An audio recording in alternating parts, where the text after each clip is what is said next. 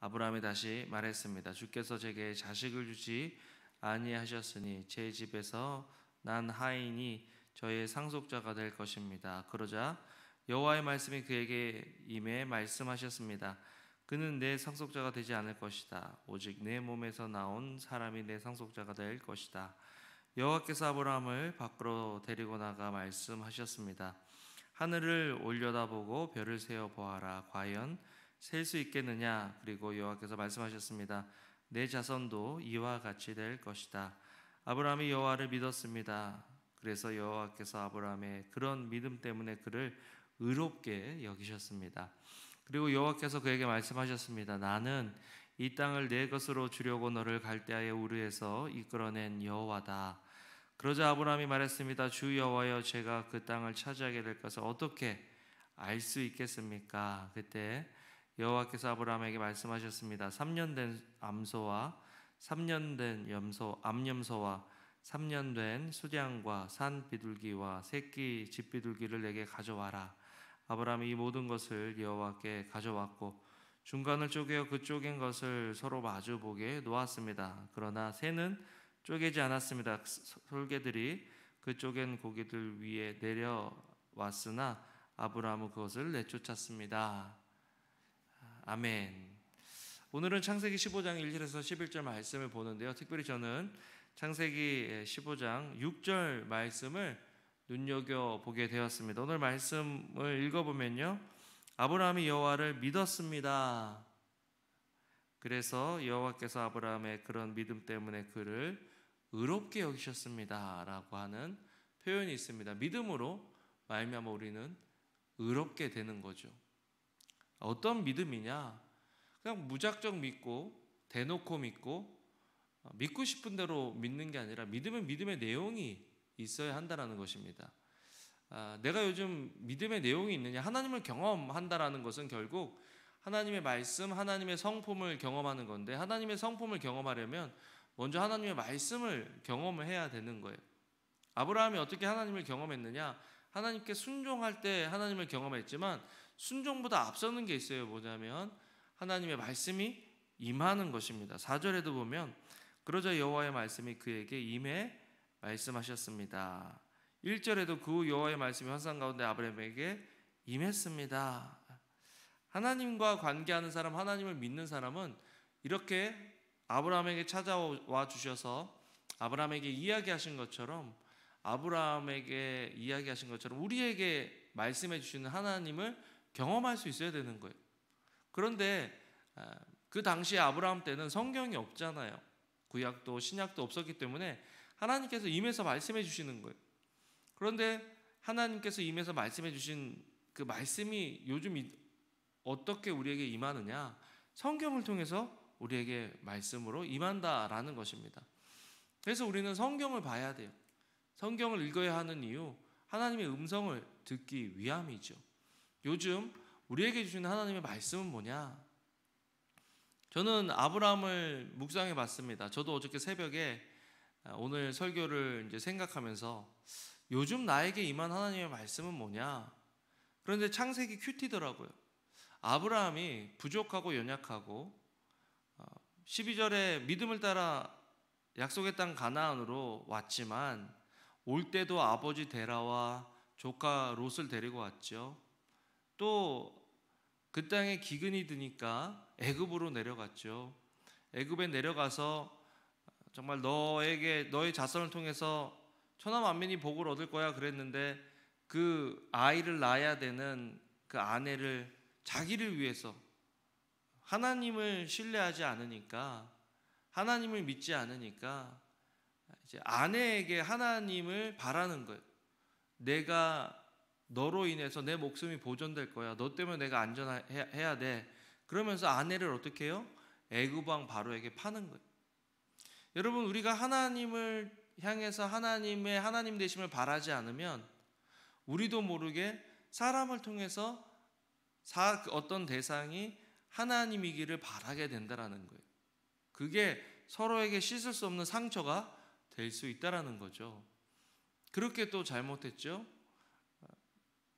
그런데도 하나님께서는 아브라함을 도와주시고 주권적으로 아브라함의 삶에 하나님께서 간섭하셔서 아브라함을 인도해내고 계신다. 왜 그럴까요?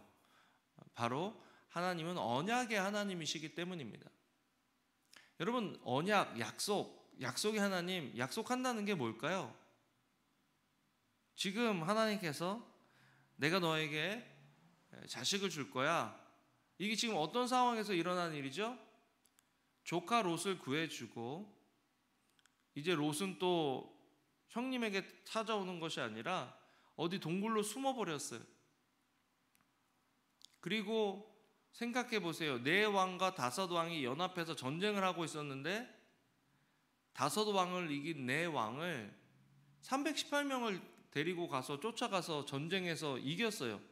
그렇지만 이것은 기습하고 하나님의 은혜지 압도적인 승리는 아니었을 거란 말이죠. 그러니까 다시 집으로 돌아오면 얼마나 겁이 나겠어요. 그 네 나라가 한 부족을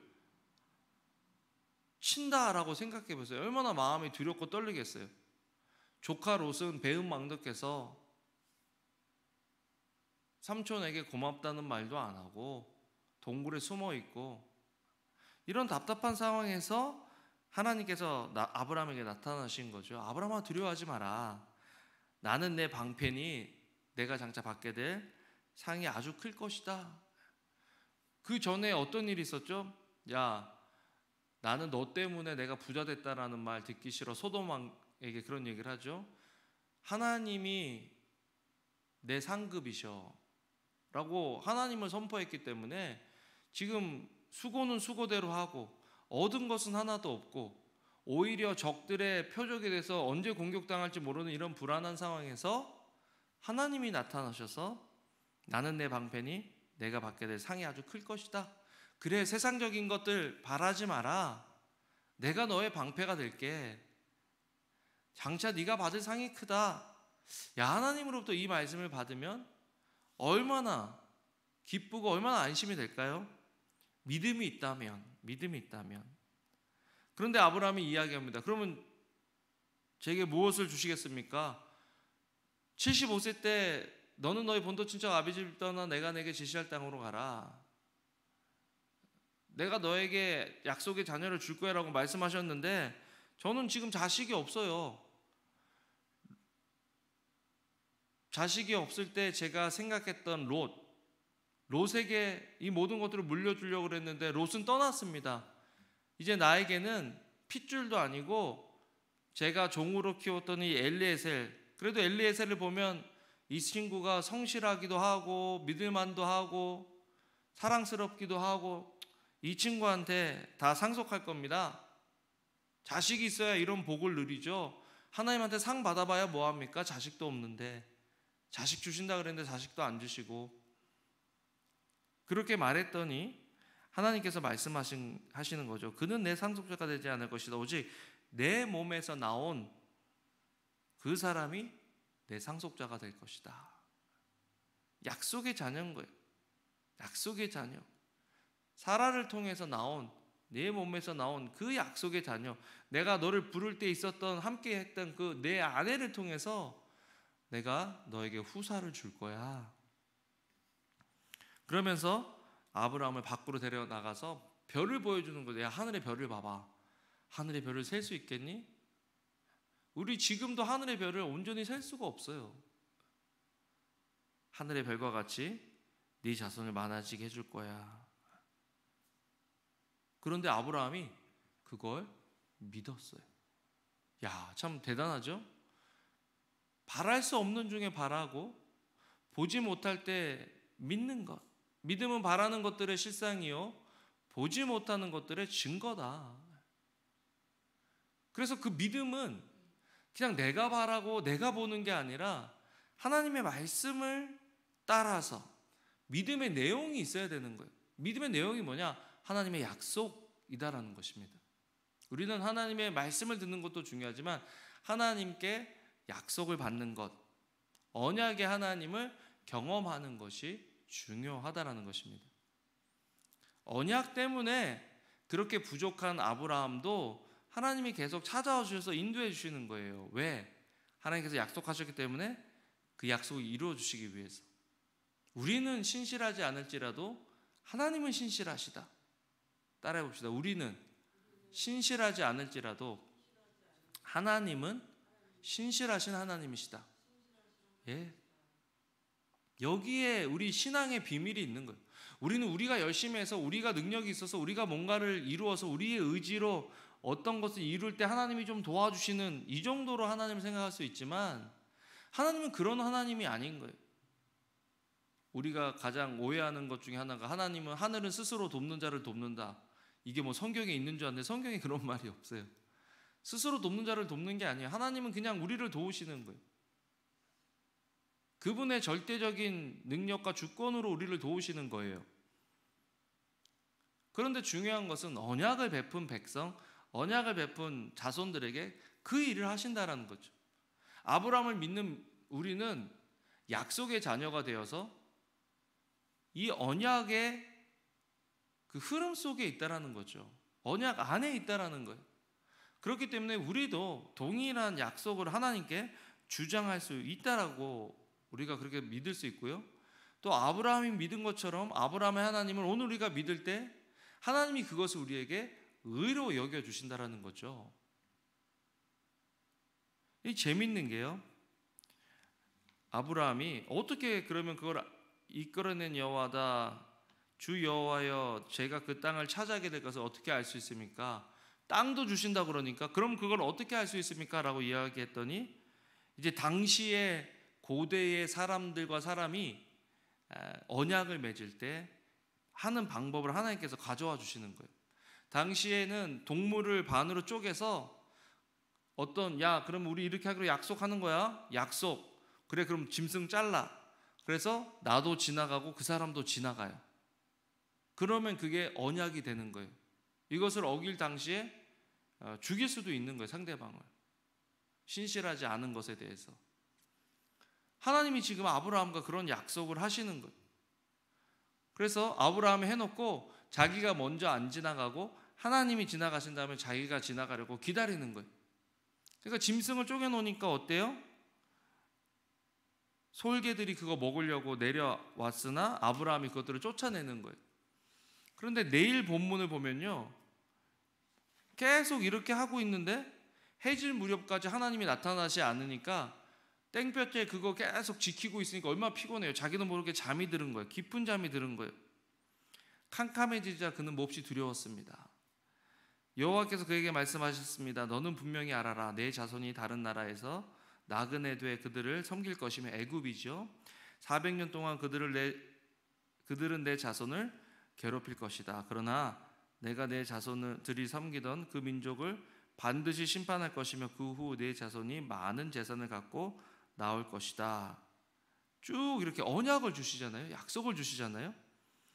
그리고 약속을 주신 다음에 17절 해가 지고 어둠이 덮이자 연기 나는 화로와 불 붙는 횃불이 그 쪼갠 고기들 사이로 지나갔습니다. 여러분 연기 나는 화로와 불 붙은 횃불이 그 쪼갠 고기들 사이를 지나가면 그 짐승들이 타요 안 타요? 타요. 그러면 아브라함이 지나갈 수 있어요? 없어요? 없어요. 하나님만 지나가셨어요. 그러면 약속을 지켜야 되는 그 두 당사자 중에 하나님만 지나가셨기 때문에 어떤 일이 일어나느냐?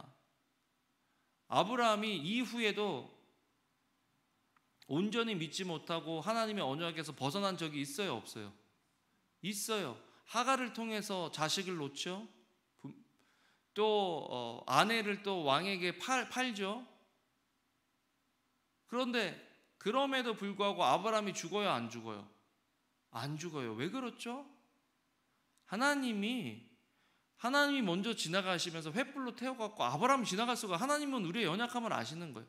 하나님은 아브라함이 실수하고 넘어질 것도 아시는 거예요. 그럼에도 불구하고 약속을 주시고 언약을 주셔서 아브라함의 삶을 보존시켜 주시는 거죠. 이게 놀라운 하나님의 은혜라는 것입니다. 언약의 하나님을 경험하기 위해서는 우리도 이런 하나님의 음성을 듣고 우리도 하나님으로부터 이런 약속을 받아야 한다는 것입니다. 우리에게 그런 언약이 있느냐? 저도 생각해 봤어요. 나에게 주신 언약은 뭘까? 교회 개척할 때 너희는 가만히 있어? 내가 하나님 됨을 알지어다. 9년 동안 지금까지 신실하게 하나님 그 말씀대로 인도해 주셨고, 또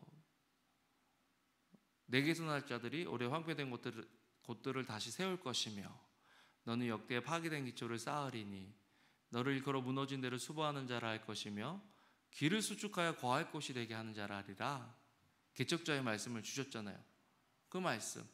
또 이제 개척해서 4년 5년 됐을 때 내게서 날 자들이 올해 황폐된 곳들을 다시 세울 것이며, 너는 역대에 파괴된 기초를 쌓으리니 너를 일컬어 무너진 데를 이거는 내가 했고, 뭐죠? 전에는 지나가는 자의 눈에 황폐하게 보였던 그 황폐한 땅이 장차 경작이 될지라. 사람이 이르기를 이 땅이 황폐하더니 이제는 에덴 동산같이 되었고 황량하고 적막하고 무너진 성읍들에 성벽과 주민이 있다 하리니 너희 사방에 남은 이방 사람이 나의 여호와가 무너진 곳을 건축하며 황폐한 자리에 심은 줄을 알리라. 이게 그 전에는 제가 한다고 얘기했는데 이제는 하나님이 하신다는 거예요. 언약이 이런 거예요. 같이 지나가야 되는데 네가 부족해도 내가 한다는 거예요. 나 여호와가 말하였으니 이루리라. 그래도 이스라엘 족속이 이같이 자기들에게 이루어주기를 내게 구하여야 할지라. 내가 그들의 수요를 양떼같이 많아지게 하되 예루살렘의 절기 때 사용하는 양떼같이 많아지게 해주실 거다라고 하나님께서 약속해 주시는 거예요. 그러니까 내 신실함, 내 노력, 내 능력이 아니라 그 하나님의 신실함을, 상황은 그렇지 않은 것 같고 내 능력은 그렇지 않은 것 같고 보이는 것은 그렇지 않은 것 같아도 우리가 믿을 때 하나님께서 그 믿음대로 해주신다. 그 믿음을 의로 여겨주신다. 정말 이 아침에 말씀하시는 하나님을 만나는 저와 여러분들 되시기를 주님의 이름으로 축복합니다. 찾아와 주셔서 약속을 해주시는 그 주님을 만나는 저와 여러분들 되시기를 주님의 이름으로 축복합니다. 아멘. 기도하겠습니다. 사랑과 은혜가 많으신 하나님 감사합니다. 오늘도 주님의 말씀으로 또 힘을 얻고 소망이 생기게 해주셔서 감사합니다. 아브라함이 주님의 약속을 믿어 하나님께서 그 믿음을 의로 여기셨던 것처럼 하나님, 저희도 오늘 저에게 주신 말씀을 믿습니다.